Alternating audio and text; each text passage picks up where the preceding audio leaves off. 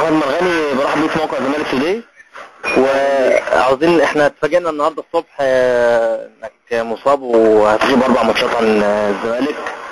طمنا. لا مش 4 ماتشات ولا حاجه يعني. طمنا. طيب الموضوع كله ان انا الحمد لله كنت في الماتش بس كملت وديت على نفسي يعني كملت. وعملت احسن من امبارح. بس لا في منطقه ترتيب قوي يعني في الضربه كان ينفع يعني نلعب الماتش 5.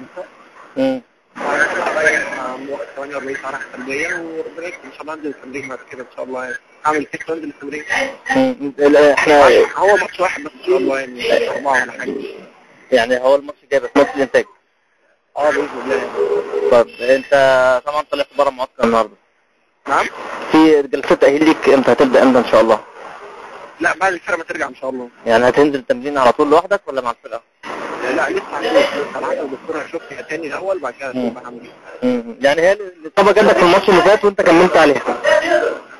الكره المشتركه اللي مع مين؟ مع اللي هي بتاعت نص الملعب دي ولا ولا تاني؟ لا ده هي وانا بجري لوحدي كده في اخر الماتش عشان هو اصلا نزلت الكليه الحربيه تقيله جدا.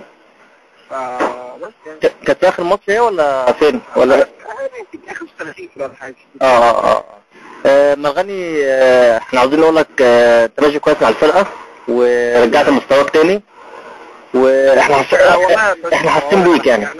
انا شايف ان انا لسه ما رجعتش شويه لسه الواحد بيتعدى انت مجهودك بسم الله ما شاء الله في الملعب وعاوزك ما تسمعش الاراء الثانيه يعني. انت كفايه اشاده الجهاز الفني فيك ورؤيه الجماهير ليك دي كفايه بالنسبه ليك يعني.